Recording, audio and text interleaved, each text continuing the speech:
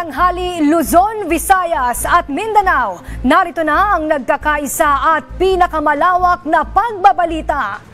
Sa pangunguna ng Presidential Communications Office na kinabibilangan ng Philippine Information Agency, Philippine News Agency, Presidential Broadcast Service, IBC at PTV, ihahatid namin ang komprehensibo at mahalagang balita mula sa iba't ibang bahagi ng bansa. Mula sa IBC 13, ako po si Princess Jordan. Ito ang Balitang Pambansa.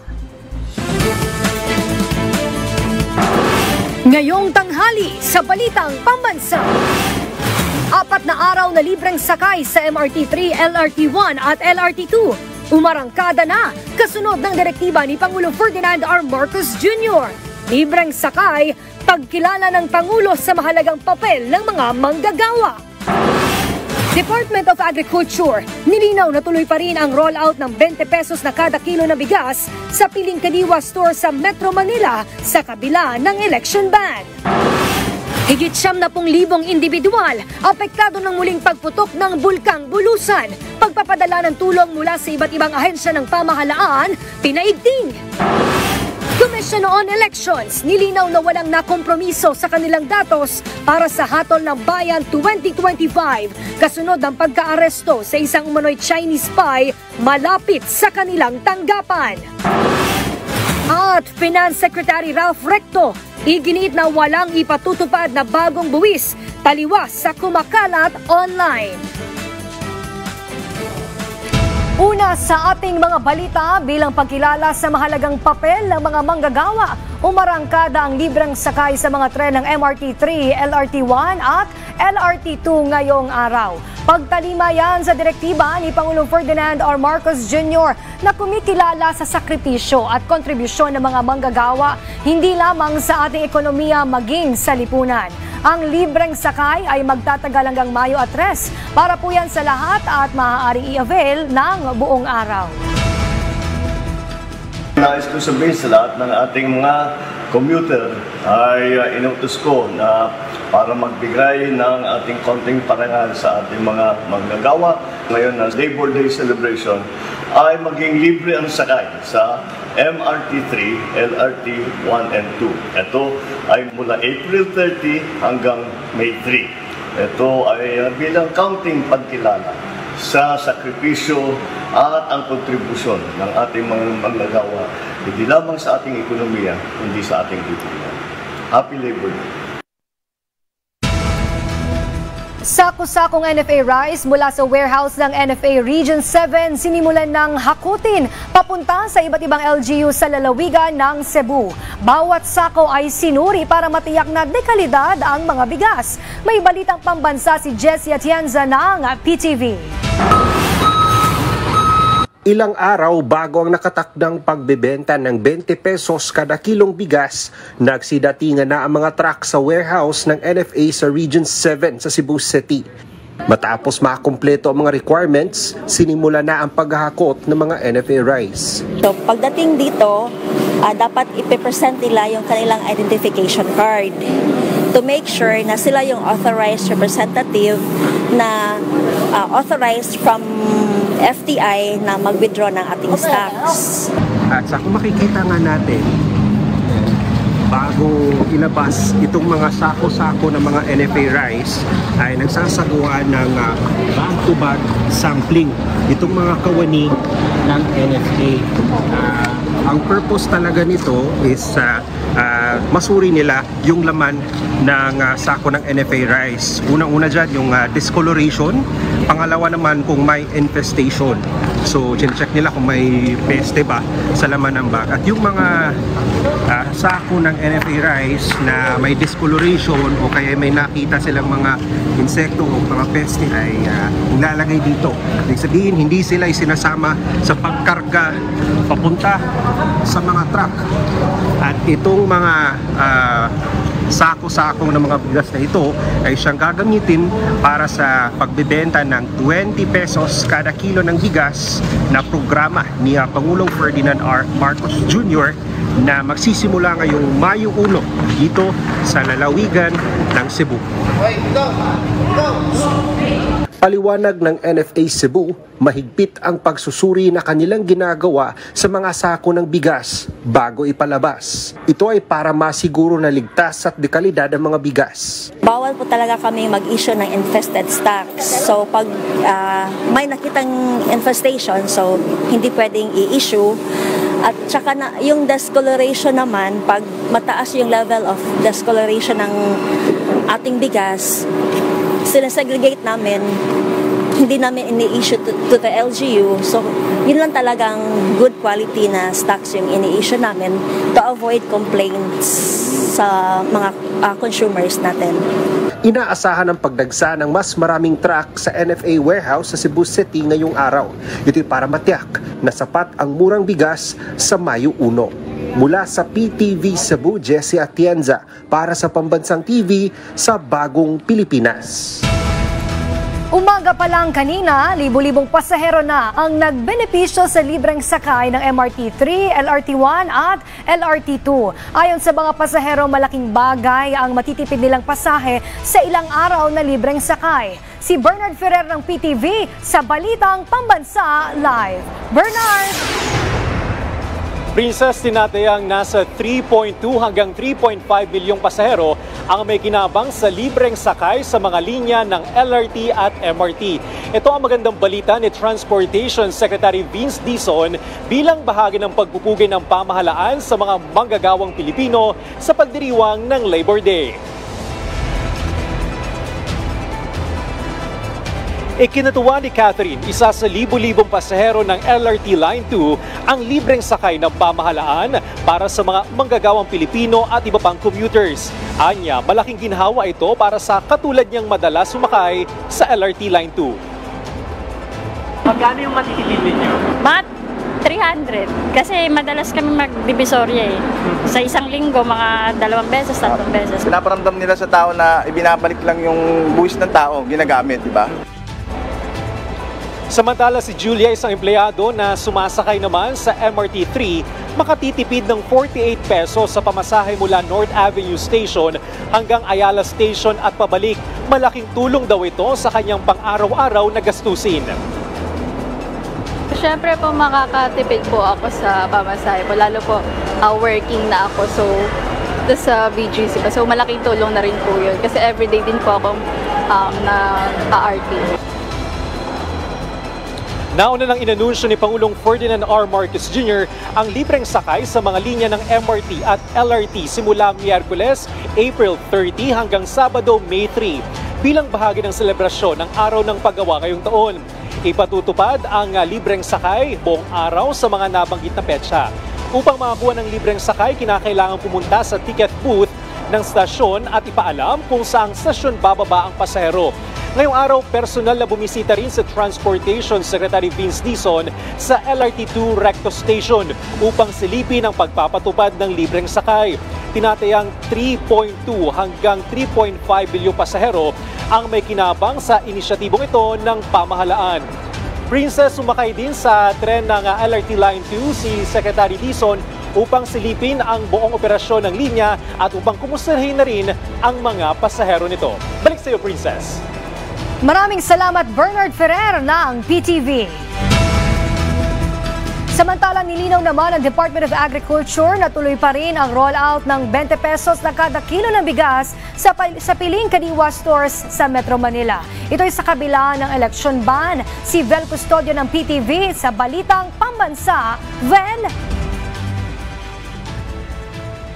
Princess, tuloy pa rin ang rollout ng 20 pesos sa NFA Rice sa ilang mga Kadiwa na Pangulo Store simula May 2. Ito ay sa kabila ng 10-day election ban simula May 2 hanggang May 12.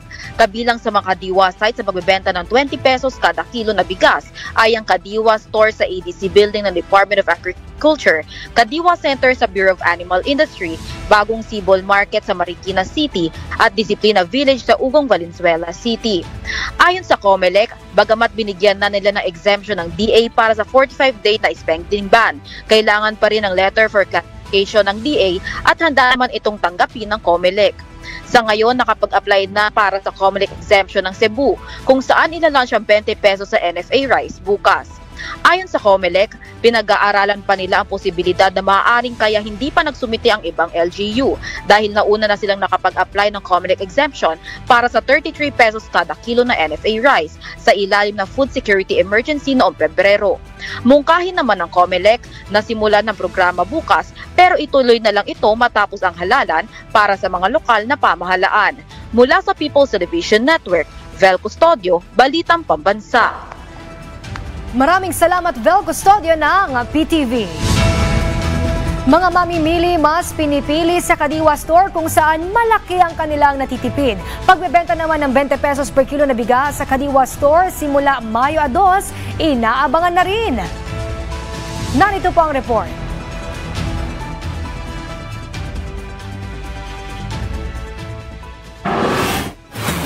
First time ni Edmond na bumili sa Kadiwa ng kalabasa, sayote at carrots.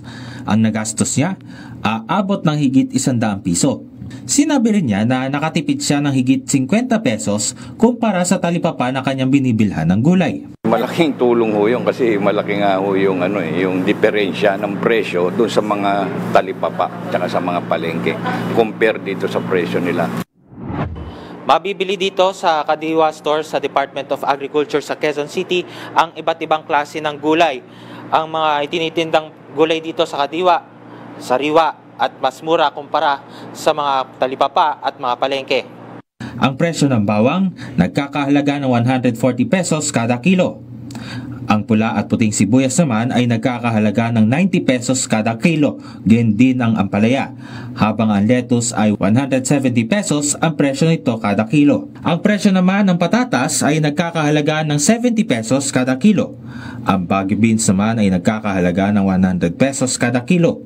Pareho namang 80 pesos kada kilo ang presyo ng Chinese cabbage at carrots, habang ang sayote naman ay 30 pesos kada kilo. Ang presyo naman ng leeks ay nagkakahalaga ng 130 pesos ang isang kilo. Parehong 100 pesos naman ang kada kilo ang presyo ng cauliflower at broccoli, habang 80 pesos kada kilo naman ang presyo ng talong, at ang okra naman ay nagkakahalaga ng 90 pesos kada kilo. At ang presyo ng kalabasa ay nasa 45 pesos ang isang kilo. Samantala, simula sa May 2 ay mabibili na sa mga Kadiwa Center ang 20 pesos kada kilo na NFA rice. Ayon kay Agriculture Secretary Francisco Chu Laurel Jr., prioridad ang mga indigent, solo parent at mga person with disability para sa 20 pesos kada kilo na bigas, ngunit may cap ito na hanggang 30 kilo kada buwan. Paghahatian ng mga lokal na pamahalaan at national government ang 13 pesos na subsidiya mula sa 33 pesos kada kilo na NFA rice. Bukod sa Region 6, 7 at 8, maaari ring magbenta ng 20 pesos kada kilo na NFA rice ang mga lokal na pamahalaan na nagbebenta ng 33 pesos kada kilong bigas sa ilalim ng National Food Security Emergency. Patuloy ang pakikipagpulong ni Pangulong Marcos sa DA para mas gawing plantsado ang implementasyon ng nasabing programa. Mula sa People's Television Network, Gab Humilde Villegas para sa Balitang Pambansa.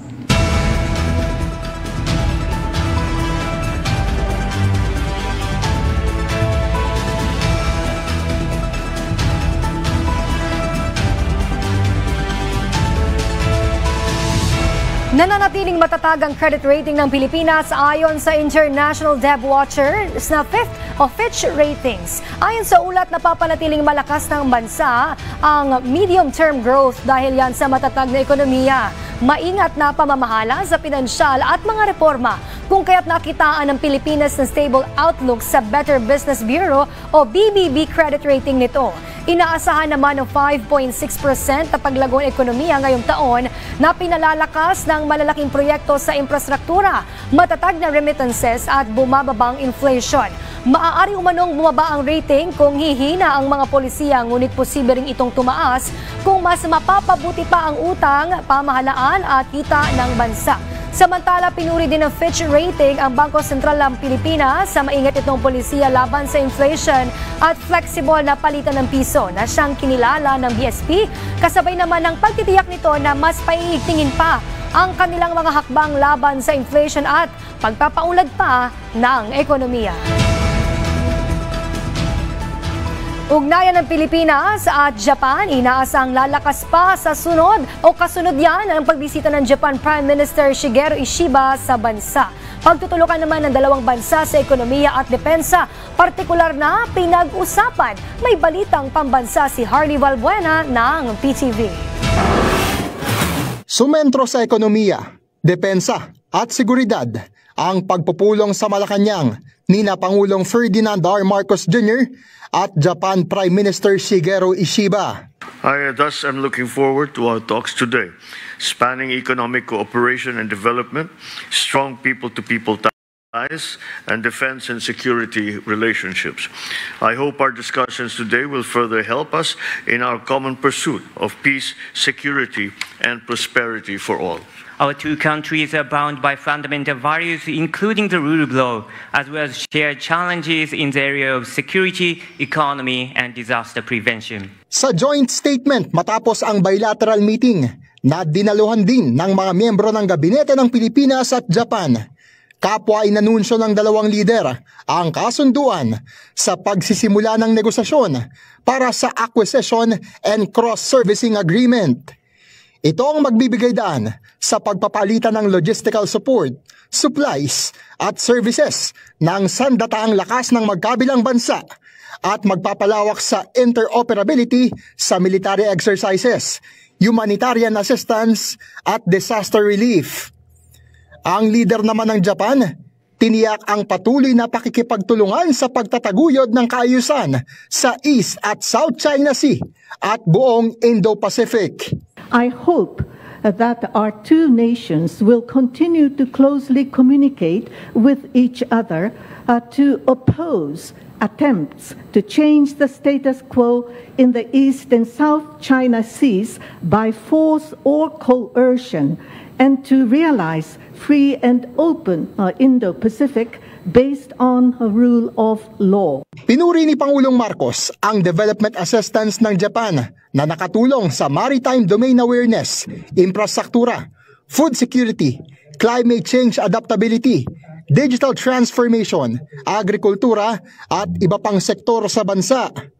Dahil ang Pilipinas din ang unang recipient ng official security assistance ng Japan, nagbigay daan din ito sa upgrades sa Philippine security agencies, partikular na sa Department of National Defense.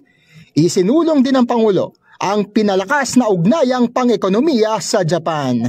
With the Philippines-Japan Economic Partnership Agreement that we have in place, we continue to look for ways to strengthen our business ties with Japan to broaden economic opportunities for Filipinos.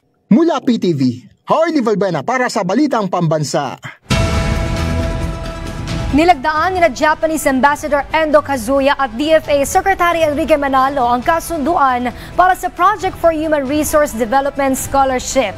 Layo nitong palakasin ang kapasidad ng mga kawani ng pamahalaan ng Pilipinas. Sa ilalim ng proyekto, magbibigay ang pamahalaan ng Japan ng grant na nagkakahalaga ng 389 million yen o katumbas yan ng 150 million pesos upang pondohan ang master's degree ng 20 batang Pilipinong kawani ng gobyerno sa mga nangungunang universidad sa Japan simula yan sa academic year 2026 to 2028.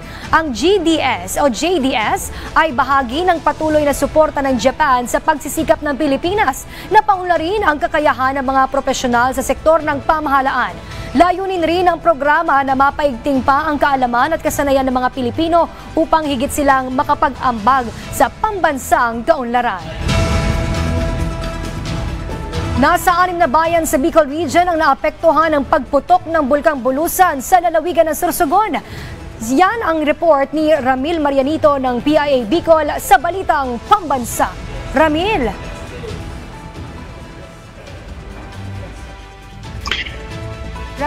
Muling sumabog ang Bulkang Bulusan nitong Martes ng gabi na siyang nakaapekto ngayon sa mas maraming lugar sa paligid ng bulkan na umabot na sa humigit kumulang 20,966 families o 98,315 katao mula sa 65 barangay sa 7 bayan sa Sorsogon.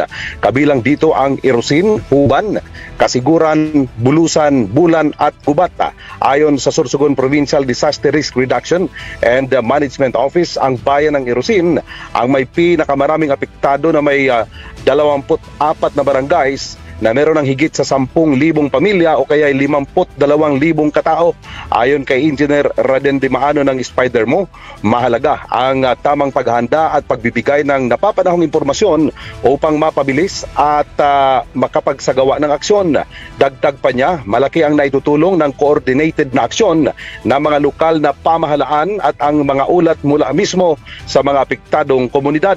Sa ngayon, may 66 na pamilya o 214 individuals na nananatili sa mga evacuation centers sa bayan ng Irosin habang patuloy ang pagbabantay at pagtugon ng pamahalaan. Mula sa Bicol o sa PIA Bicol, Ramil Dutz Marianito nag-uulat para sa Balitang Pambansa. 180,000 na food packs ang nakapwesto na sa Bicol Region matapos ang pagputok ng Bulkang Bulusan. Nagbabalik si Ramil Marianito ng PIA Bicol sa Balitang Pambansa. Nasa 180,000 food packs ang naipwesto na sa rehiyon ng Bicol matapos ang pagputok ng Bulkang Bulusan. Ayon kay Department of Social Welfare and Development Secretary Rix Gatchalian nitong Martes.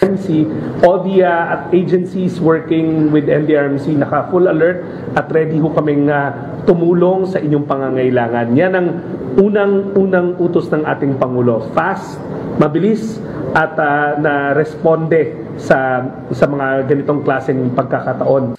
Dagdag ng kalihim, kung tatagal pa ang epekto ng kalamidad, handa rin ang DSWD na magbigay ng tulong pinansyal at cash assistance sa mga biktima ng pagsabog ng bulusan sa pamamagitan ng programang Assistance to Individuals in Crisis Situation o AX. Tiniyak din ni Gatchalian sa publiko na nakikipag-ugnayan ng DSWD sa mga lokal na pamahalaan sa Sursogon upang masuri kung kailangan pa ng karagdagang tulong. Ayon kay DSWD Regional Director Norman Laurio, 20,000 food packs na ang agad na naihatid ng truck sa Sursogon ilang oras lamang matapos ang pagsabog. Ani Laurio, hindi bababa sa 2,000 food packs ang agad na naipamahagi sa mga bayan ng Irosin at Huban. Hanggang nitong Lunes ng gabi, nasa 14,830 families o 74,209 individuals ang naapektuhan ng pagsabog ng bulusan, kung saan meron ng 95 internally displaced persons sa Irosin National Agency Center and Terminal at 116 individuals naman sa Galianos Evacuation Center. Ito ay katumbas sa 65 na pamilyang apektado ng pagsabog ng bulkan.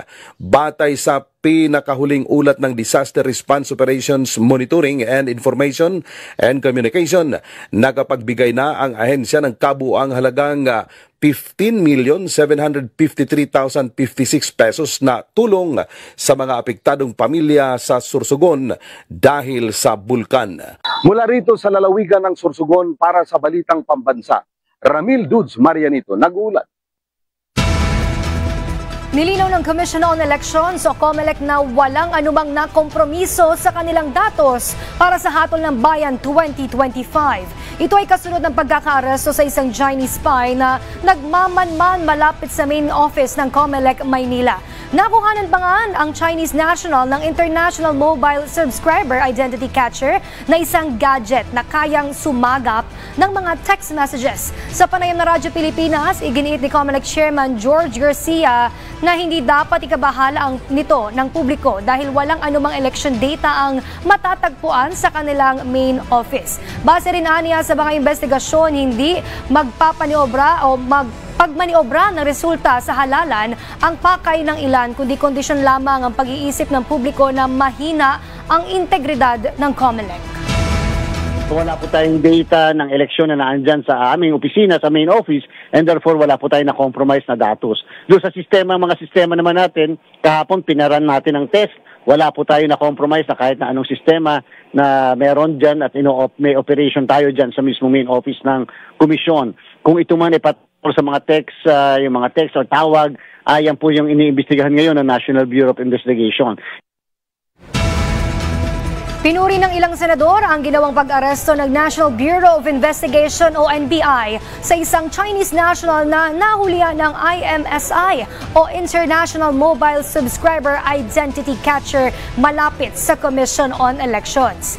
Ayon kay Senate Majority Leader Francis Tolentino, ang pag-aresto sa Chinese national na may IMSI sa loob ng sasakyan ay lalong pinalakas ang lumalabas sa pagdinig sa Senado na ang China umano ay aktibong nag-ooperate para makialam sa hatol ng bayan 2025. Naniniwala ang senador na sa pagtutulungan ng pamahalaan, intelligence community at ng taong bayan anumang masamang balak para makompromisa ang integridad at demokratikong proseso ay hindi magtatagumpay. Paigtingin pa ng DOH, DSWD at mga lokal na pamahalaan ang pagmomonitor at pagpapatupad ng mga programa para labanan ang malnutrisyon sa bansa. Si Bien Manalo ng PTV sa Balitang Pambansa Live. Bien! Princess, formal nang inilunsad ngayong araw ng Department of Health at Department of Social Welfare and Development ang Philippine Multi-Sectoral Nutrition Project Information System na malaki ang may tutulong sa data collection and management sa paglaban sa pagkabansot at malnutrisyon sa Pilipinas. Ang PMNP Information System ay isang digital platform pabilis na matutukan ang paghahatid ng nutrition and social protection programs sa mga komunidad sa buong Pilipinas. Sa pamamagitan nito, mapag-iisa o mapapabilis ang data sharing sa pagitan ng DOH, DSWD at mga lokal na pamahalaan para sa mas maayos na koordinasyon at data-driven decision framework and National Health Data Repository Goals. Layunin din ito na mapalakas pa ang data management pagdating sa nutrition governance at mapaigting pa ang pagmomonitor at pagpapatupad ng mga programa ng mga lokal na pamahalaan sa paglaban ng malnutrisyon sa bansa. Tampok sa naturang information system ang iba't ibang digital tools gaya ng Household Convergence Scorecard, Data Collection Mobile Application, Web Application Management Information System at Data Visualization Dashboard. Ang Philippine Multi-Sectoral Nutrition Project ay inisyatibo ng gobyerno para mapaigting pa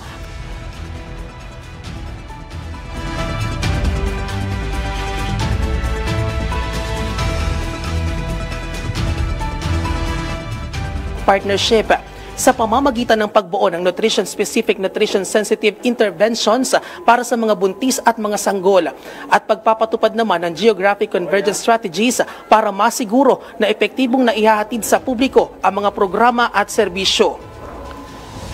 Princess, target naman ng DOH at DSWD na magsagawa muna ng pilot testing sa ilang piling lokal na pamahalaan sa bansa para masiguro na magiging maayos at epektibo ang pagpapatupad nito bago tuluyang ipagamit sa mga lokal na pamahalaan sa buong bansa.